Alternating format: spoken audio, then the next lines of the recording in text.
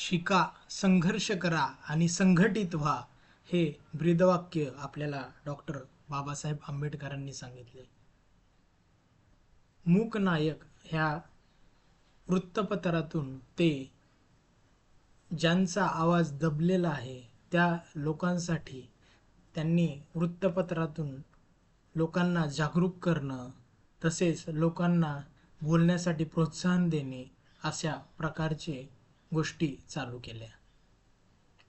त्यानंतर आपण जर पाहिलं तर महाडचा चवदार तळे सत्याग्रह, अस्पृश्य लोकांना पाणीही पिऊन देत नव्हते, तर त्यासाठी डॉक्टर बाबासाहेब आंबेडकरांनी आणि सर्व लोकांनी मिळून एक सत्याग्रह केला.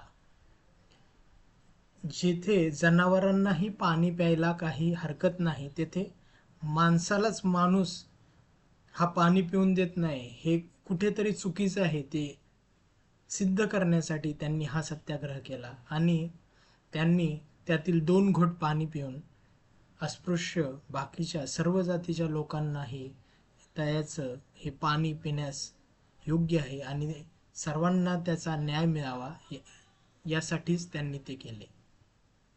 त्यानंतर आपण जर पाहिलं तर काळाराम नाशिकचं मंदिर आहे, तेथे अस्पृश्यांना एंट्री पण नव्हती.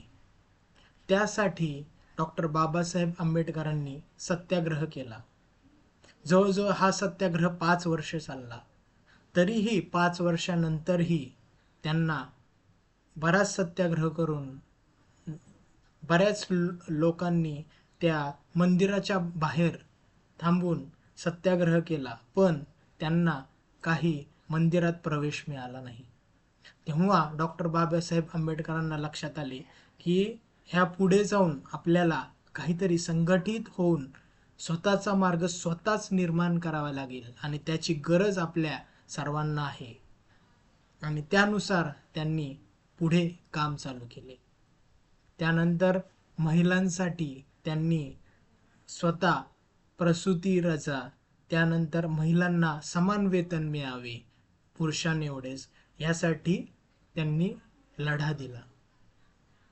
तर त्यांचा विचार हा एकाच समाजाला पुढे न्यायचा नव्हता, तर भारतीय समाजाला लोकशाहीवादी बनवण्यासाठी त्यांचा हा मोठ्या प्रकारचा लढा होता.